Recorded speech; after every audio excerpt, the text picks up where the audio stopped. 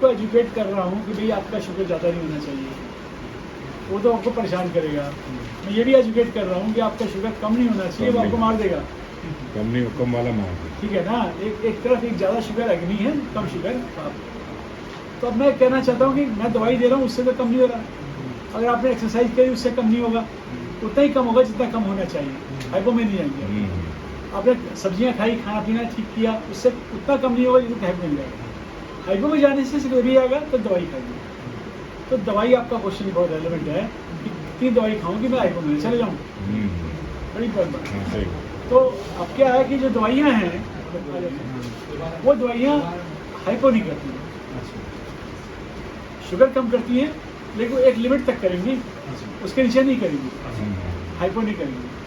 वो दवाइयाँ कौन सी हैं जो कि नॉन इंसुलिनिक है। इंसुलिन जो होती है, उसके अलावा जो नई दवाइयाँ आई हैं उन्हें GLP-1 कहते हैं या बाकी और डेवलपमेंट दवाइयाँ हैं, वो दवाइयाँ शुगर कम करती हैं लेकिन वो हाइपो नहीं करती, क्योंकि वो दवाइयाँ कहाँ एक्ट कर रही हैं, इंसुलिन पे एक्ट नहीं कर रही, वो गैस्ट्रोइंटेस्टाइनल ट्रैक्ट आंतों पे एक्ट कर रही हैं। जब एक नॉर्मल आ जाएगा वहाँ पे एब्जॉर्प्शन और अपने आप कम हो जाएगा। तो ये हमारा सिस्टम है।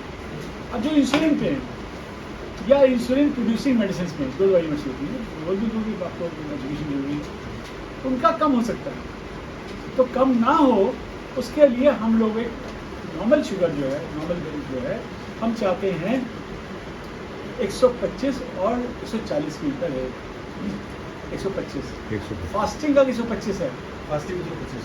तो आप सेफ लिमिट में हैं। अगर आपका फास्टिंग 100 से कम जा रहा है तो मैं चाहूँगा आप इंसुलिन कम कर दें, समझे ना। आपका 40 140 मैं जो ज़्यादा रखता हूँ 140 से 200 बीच में रहना, कोई बात नहीं, 200 क्रॉस ना करे तो भी बेटर रहेगा।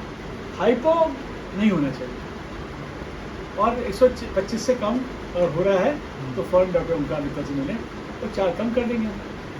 इंसुलिन का एक पेन आता है,